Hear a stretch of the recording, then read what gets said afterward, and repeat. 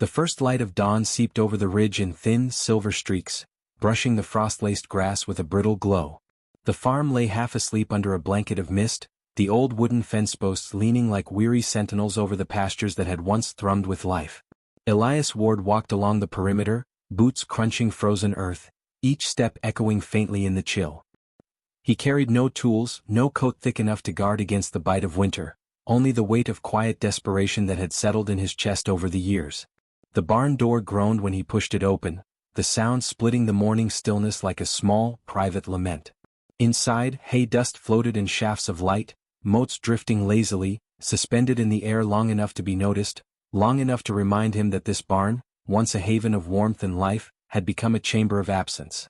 Empty stalls stared back at him, wide-eyed and accusing, their smell of straw and sweat a ghost of what had been. Elias ran a hand along a splintered post, fingertips grazing the rough wood, remembering the horses that had once filled these spaces with weight and warmth and the rhythm of hooves on the floor. Outside, the wind rose, a thin, bitter wind that tugged at the edges of his coat and whispered against the brittle trees. The farm felt abandoned not just by animals but by luck itself. Accounts overdue, repairs delayed, neighbors polite but distant, everything pressed on him with a slow, relentless weight. He had learned to move quietly, to survive by routine and stubbornness, yet the silence left him hollow in ways no labor could fill. He could feel the years etching themselves into his skin, a map of small defeats, and yet the morning light carried a fragile promise, teasing him with the possibility that perhaps today might shift the story he had been living. A distant engine hummed along the narrow road, a truck heavy with purpose and a strange sense of authority. Elias paused, squinting through the mist. He could just make out the outline of a horse in the back, a figure slumped against the wooden panels as if carrying its own resignation. Its ribs showed faintly under a coat dulled by neglect, and its eyes, dark and round, scanned the horizon with a wary intelligence. Elias felt the tug almost immediately, a pulse of recognition he couldn't name. The horse had no name here, no past known to him, and yet it carried the same weight of abandonment he had learned to wear silently.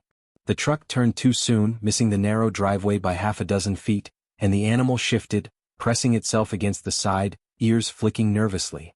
Elias's chest tightened, a sharp and unfamiliar ache that demanded attention. He wanted to call out, to offer reassurance, to step forward, but the world had taught him restraint. Still, he lingered, watching the truck disappear over the crest of the hill, leaving a trail of dust and the faint scent of hay mingled with diesel. The horse pawed at the bed, nostrils flaring, a creature aware of its misplacement yet powerless to correct it.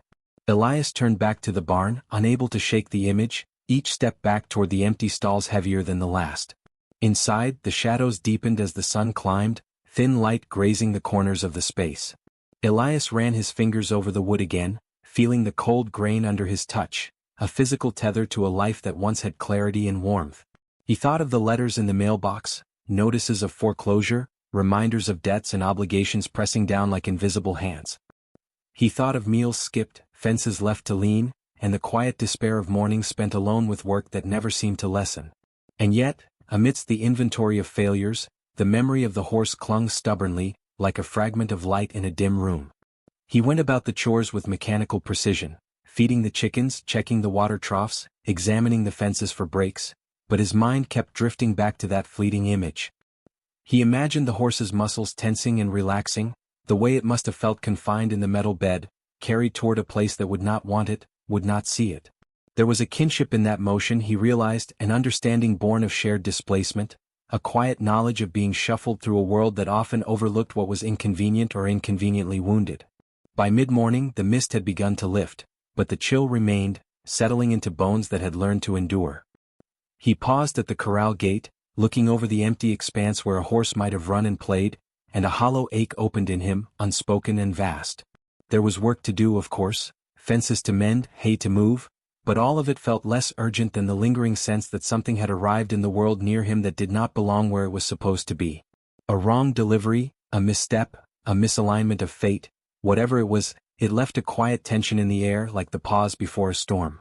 Elias leaned against the corral gate, breath pluming in the cold air, fingers drumming a restless rhythm on the wood.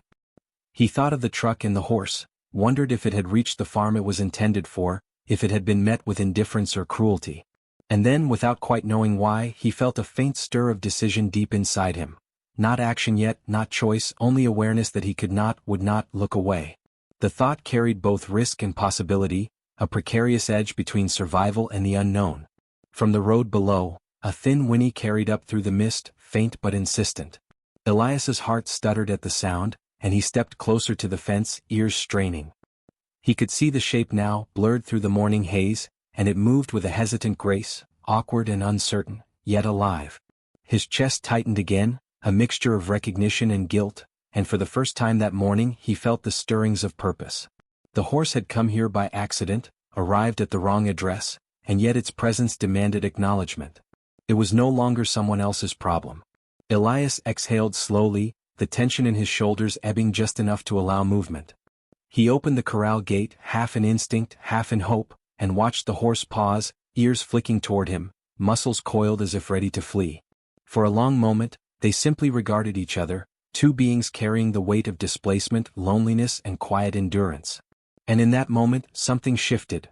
A fragile bridge formed in the silence, the first thread of trust that might, if nurtured, bear the weight of possibility. He whispered a word he had not used in years, almost to himself. Here. The horse's ears twitched, nostrils flaring. And though neither moved closer yet, the space between them no longer felt empty. The wrong address had brought it to him, and for the first time in years, Elias felt that the day might not end in the same cold, gray despair. Something had arrived, unbidden and improbable, and the question now was what they would do with each other. The horse had not waited for the world to notice. By mid-morning, the mist had thinned into pale light, revealing the contours of the pasture and the uneven rise of the corral gate. Elias saw it there, standing awkwardly in the damp grass, coat dull and eyes wide with both fear and curiosity. It shifted its weight nervously, one hoof scraping at the ground, nostrils flaring with each uncertain breath. The air was cool, crisp, carrying the faint scent of earth, hay and frost. For a moment, Elias simply watched, as if the act of seeing might somehow bridge the distance between their separate misfortunes. He approached slowly, each footfall measured, careful not to startle the creature. The horse's ears twitched at every sound, but it did not flee, only watching, muscles coiled like springs ready to release. Elias could feel the tension radiating from it, a mirrored echo of his own long-held vigilance, the kind that comes from years of being careful, of keeping expectations low to avoid repeated disappointment. He lowered a hand, letting it hover near the fence post, and felt the chill of the morning seep into his fingertips. There was no sudden connection, no magical acceptance, only the slow, fragile possibility that trust might emerge if he persisted. He fetched a bucket of water and set it near the horse, the metal clanging softly against the corral's wooden rail. The horse sniffed at it, lifted its head as if calculating risk, then, with deliberate caution, took a tentative sip. Elias crouched a few paces away, still and quiet, feeling the cool metal under his hand, listening to the faint drip of water from the bucket, the subtle rustle of the horse's coat against itself. He could see the ribs faintly beneath the skin, the shallow swell of muscle under neglect, and something tightened deep in his chest, an ache tempered by recognition. This animal had survived a world that had refused to care. Hours passed with slow, patient rhythm. Elias offered hay, resting it in his palms so the horse could take it without fear. Sometimes it would come closer, nose brushing against his sleeve, and other times it would retreat, ears flattened, eyes wary. He noted small details, the uneven wear on its hooves, the faint scars along its flank, the tiny quiver in its lips that spoke of old wounds. Every observation was a testament to endurance, a quiet story that the horse told without words. Elias listened with the kind of attention born of loneliness, of understanding what it meant to be overlooked, rejected, left to navigate hardship alone. By midday, a subtle shift had occurred. The horse no longer flinched at each of his movements. Its ears pricked forward as he drew near, nostrils lifting in quiet curiosity. When he spoke, his voice low and even, the horse responded with soft whickers, small exhalations that echoed faintly across the still pasture. Elias allowed himself a small, private relief, a sensation he had not felt in months, the fragile bloom of hope in the gray soil of his daily routine. It was not triumph, not yet, but a recognition that the first small steps of connection had begun. He circled the corral slowly, observing the horse from every angle, noting how it shifted its weight, how the muscles along its flanks contracted as it prepared for possible flight.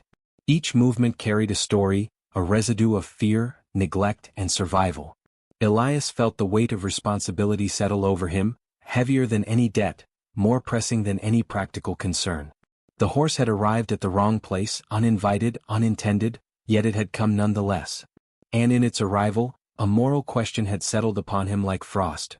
Could he turn it away, when it had already stumbled through misfortune to find him? He knelt beside a shallow puddle, dragging the horse's gaze toward the reflection of the sky in the water. The creature lowered its head slowly, nostrils brushing the surface, water trembling beneath its touch. Elias felt the quiet gravity of the moment, the fragility of life balanced on patience, the way small gestures could shift the course of trust. He reached out, fingers hovering just above the damp muzzle, and the horse exhaled, a soft steam rising into the morning. There was no surrender yet, only an acknowledgement, a tentative acceptance that presence itself could be a form of safety. Elias rose and walked along the fence, eyes scanning the surrounding fields. The wind carried distant sounds, birds stirring, the faint hum of a far-off tractor, the rustle of the remaining dry grass, but nothing disturbed the fragile equilibrium he had cultivated. Every glance back at the horse revealed a creature learning, moment by moment, that danger was not constant, that a hand extended need not always strike. The simplicity of this revelation felt miraculous in its subtlety. Compassion, he realized, was not heroic in flash, but heroic in persistence. The afternoon deepened, sunlight sharpening shadows against the pale earth, revealing the textures of the barn, the weathered wood, and the uneven lines of the corral. Elias brought the horse some more hay, watching as it cautiously approached, sniffed, and nibbled. Each bite, each step toward him was a tiny victory. He could see intelligence in its eyes, wariness tempered by curiosity, a mirror of his own hesitation and tentative hope.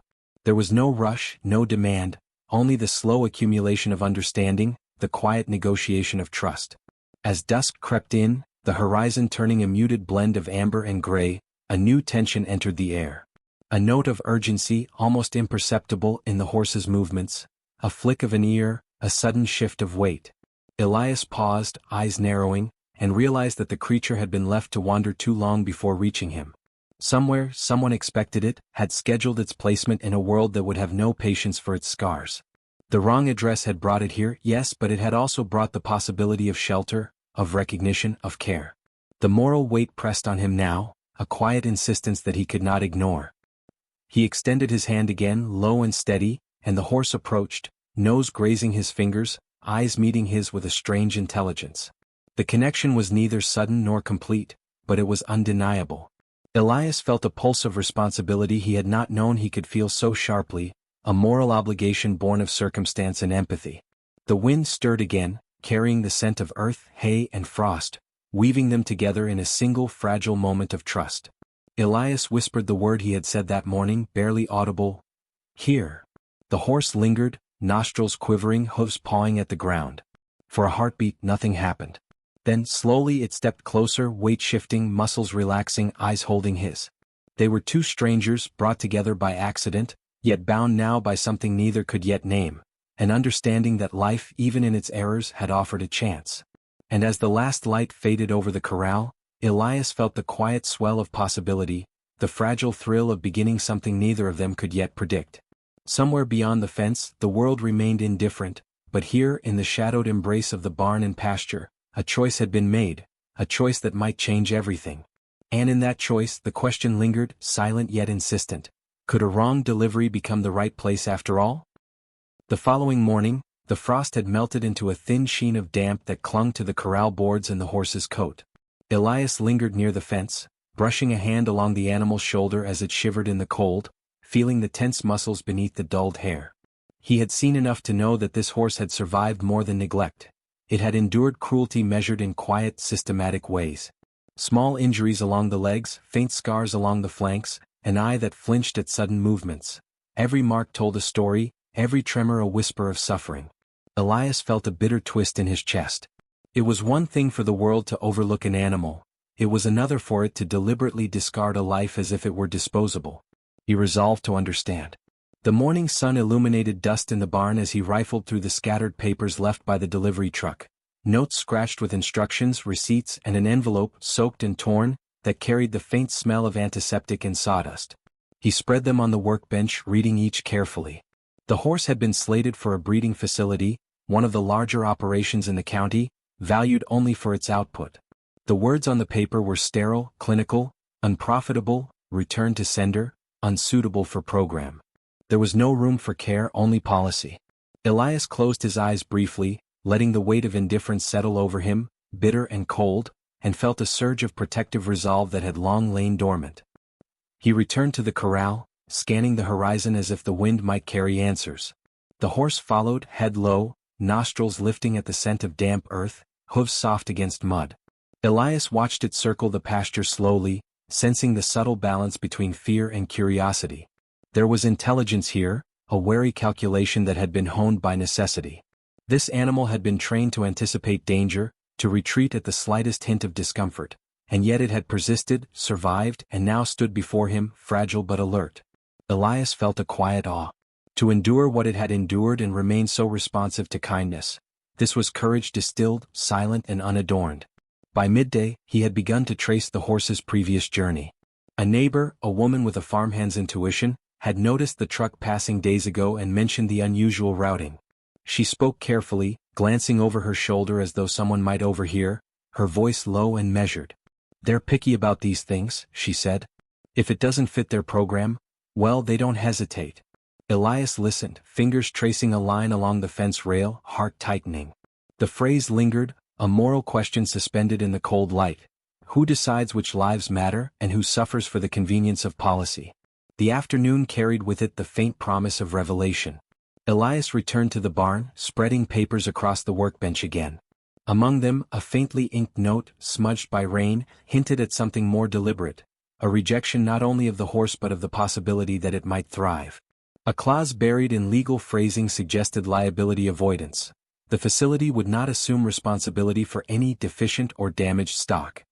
Elias read it twice, the syllables sinking slowly, leaving a bitter taste. This was not neglect.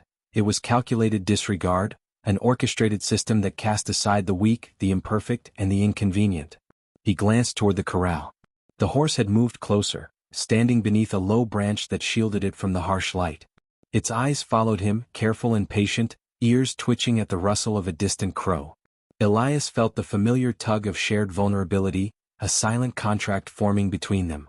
Here was an innocent who had known rejection more thoroughly than most, and here was a man who had learned to bend beneath hardship, yet had not yet surrendered his capacity for care. The symmetry struck him with quiet force. This was no longer a question of charity, it was a question of justice, or at least of moral courage.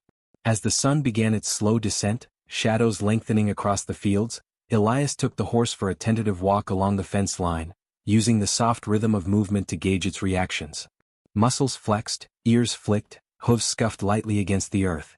Each step was measured, deliberate, each pause carried meaning.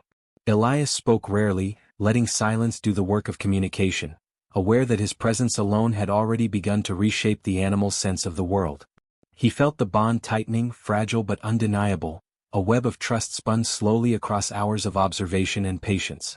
Later, he discovered a faint trail beyond the corral, partially obscured by mud and frost, leading to the road the truck had traveled.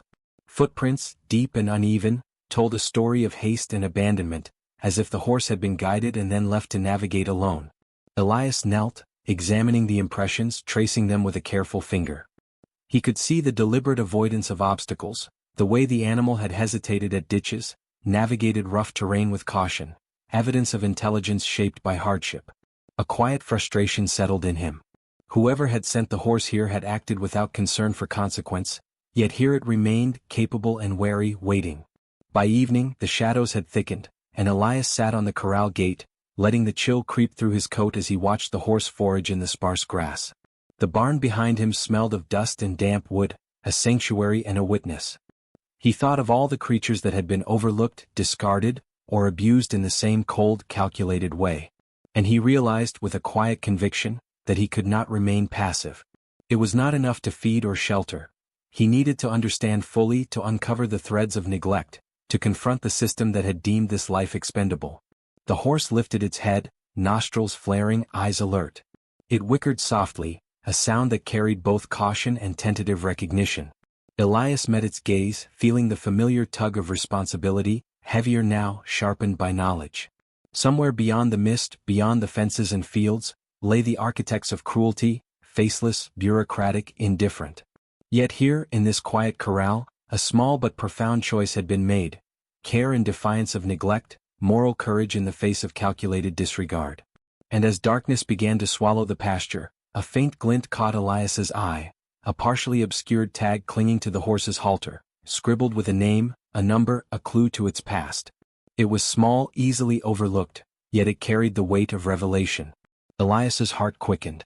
The wrong address had brought the horse to him, yes, but it had also brought a trail, a trace, a path that might expose the cruelty behind its rejection. He felt the pull of inevitability, the quiet insistence that he follow it, that he understand fully what had been done and why. He knelt once more, fingers brushing the horse's neck, feeling the subtle tremor beneath its coat, the memory of fear pressed into muscle and bone. "We'll find out," he whispered, voice low but firm. The horse whickered again, ears forward, nostrils lifting in acknowledgement. The bond had deepened, subtle and slow, tempered by patience and observation. And though the night pressed cold and silent, Elias felt the stirrings of purpose, an understanding that the truth, however hidden, demanded pursuit. Somewhere in the shadows of bureaucracy, indifference and calculated cruelty, the horse's past waited to be uncovered. And in that waiting, a quiet tension pulsed, an unspoken question that would not rest. Could one man, guided by patience and empathy, illuminate a darkness that had long been ignored? The answer, fragile and uncertain, hung in the cold evening air like mist over the frost-bitten fields, waiting for the dawn. The morning arrived muted, pale light spilling across the frost-lined fields, illuminating the corral where Elias and the horse stood side by side. The air was still, as though the world itself had paused in anticipation. Today he would confront more than neglect. He would confront a system that had deemed a living creature disposable. His hands were calloused, his coat stiff from the chill, yet his resolve carried a warmth that no frost could touch. The horse shifted slightly beneath his gaze, ears flicking forward, nostrils lifting at the scent of purpose. They moved together toward the truck, toward the papers, toward the evidence that had been waiting, patient and silent, for someone willing to see it. The drive to the county office was quiet. Elias spoke little, the horse's rhythmic breathing beside him the only sound inside the cab. He imagined the officials who would meet him, faces framed in bureaucratic indifference, voices rehearsed in cold phrases about protocol and liability. Yet he clutched the folder of documents, delivery receipts, vet notes, the faintly inked tag that bore the horse's original designation, and felt the undeniable weight of moral clarity. This was not about confrontation for its own sake. It was about truth, the stubborn, unyielding kind that demanded acknowledgement even when inconvenient. Inside the office, the scent of varnish and paper mingled with stale heat. The officials looked up from their desks, their gazes measured, polite but uncurious. Elias laid the documents before them with deliberate care, letting the folder spread open like a map of neglect. "This horse was rejected," he said softly, voice steady, "not because of injury, not because of temperament, but because it was considered unprofitable. You disregarded it deliberately. You did not shout. You did not demand." He allowed the evidence to speak, letting the quiet precision of fact carry the weight of argument. The reaction was predictably minimal. One official, young and efficient, adjusted her glasses and offered a clipped reply: "Policy is policy. Liability is liability. Animals like this are returned according to the contract." Elias leaned forward slightly, eyes steady on hers. "Policy is nothing without conscience," he said. "And conscience has weight whether or not the law acknowledges it. This horse survived because it was brave. It should not be punished for surviving." The room fell quiet, the soft hum of fluorescent lights filling the silence. He pulled out the tag, the ink blurred and faint, yet legible. "This is its identity, its record. You see the care you refused to provide, the trail of paperwork that hid cruelty behind protocol. Someone decided its life was expendable." The officials exchanged glances, shifting in chairs, the calculated indifference beginning to crack. One by one, small questions emerged, tentative inquiries into dates, documents and vet reports. Elias let them, patient and unflinching, aware that truth is often absorbed slowly in increments, not in declaration. Outside the office window, the horse shifted, ears swiveling at distant sounds, nostrils lifting at the faint scent of straw, of damp earth, of open pasture. It was calm, remarkably calm, as if it understood the significance of the moment, the weight of the human choices converging around it. Elias noticed the subtle lift of its head, the quiet patience, and felt a swell of gratitude and awe. Courage, he realized, is not the absence of fear but the endurance of it, the willingness to stand through discomfort for the sake of what is right. The afternoon waned into golden light that slanted through the blinds. The officials began to acknowledge the irregularities, the misrouted delivery, the notes left unattended, the medical assessments ignored. Each revelation carried a small shock, a recognition that the horse's life had been minimized by a bureaucracy too comfortable in its own indifference. Elias watched the shifts in posture, the narrowing of eyes, the subtle gestures of accountability. It was not dramatic, it was the quiet work of truth pressing against the cracks of apathy, bending them toward recognition. One official, older, more deliberate, finally spoke, voice low but firm. We may have underestimated the situation. There are records here that were overlooked. Perhaps the horse should not have been rejected. Elias felt the pulse of relief, tempered by the knowledge that this was not yet complete. He remained composed, aware that moral victory is rarely a sudden eruption, but a careful unfolding, a soft insistence that cannot be ignored. He nodded once, gently, and allowed the horse to shift its weight beside him, as if acknowledging the subtle triumph of presence, patience, and perseverance. The drive home carried a different weight. The sun dipped behind the horizon, painting the fields in muted amber and shadow. Elias walked alongside the horse as it moved through the pasture, muscles stretching with slow confidence, eyes brightening under the fading light. They passed the corral gate, the barn, the fences that had once marked absence and despair, now silent witnesses to a small but profound triumph. Elias felt the rhythm of connection, the slow pulse of trust, and understood that the redemption of one life had begun to illuminate the edges of another. He led the horse to a stall, damp straw arranged with care, water fresh and deep, hay stacked generously. The animal nudged his hand, a soft wicker escaping its lips, a sound of acknowledgement, gratitude and quiet recognition. Elias exhaled slowly, feeling attention dissolve in the stillness, replaced by something lighter, yet enduring, a sense of moral equilibrium restored, fragile but real. In the dim lamplight, the two of them lingered, not needing words, the silence between them filled with understanding. That evening he walked to the edge of the pasture, gaze sweeping over the fields, the frost now silvered under moonlight. He thought of all the creatures discarded, the lives minimized, the injustices carried silently under protocols and policies. And he realized with a quiet intensity that courage is contagious, but patience is its companion. One act of defiance, grounded in empathy, can ripple outward, altering the shape of indifference in subtle, irreversible ways. The horse whickered softly behind him, stepping lightly into the shadowed barn, ears forward, nostrils quivering at the scent of straw. Elias turned, brushing his hand along its flank. "We did what we could today," he whispered. "But there is more ahead." The animal shifted closer, nudging gently as if to say it understood, as if it too carried the awareness that survival alone is not enough without acknowledgement, care, and justice. And then, as the last light drained from the sky, Elias noticed a faint reflection in the barn window, a glimmer of movement, a shadow outside the fenced perimeter, subtle yet deliberate. He tensed, aware that the world beyond might still challenge them, that obstacles remained in the form of policy, apathy, or worse. But he also knew that they were ready together to face whatever came, grounded in trust, patience, and the certainty that compassion carries its own quiet, unyielding power. He turned back to the horse, hand resting on its shoulder, and for a long moment they simply stood, the weight of the day and the struggle settling into something softer, steadier, almost sacred. Somewhere beyond the mist, beyond fences and bureaucracy, the horse's past remained, but here in this barn and pasture, the wrong address had led to the right place. The revelation hung in the cold evening air, full of promise. Justice, however slow, had found its path, and redemption, however quiet, had begun its work. And in that shared silence, Elias understood the profound truth. Some lives are saved not through grand gestures, but through patient courage, persistent care, and the unwavering refusal to look away. The wrong delivery had brought them together, but the bond they had forged was deliberate, moral, and unstoppable. A quiet triumph written in frost, hoof prints, and the soft exhalation of trust.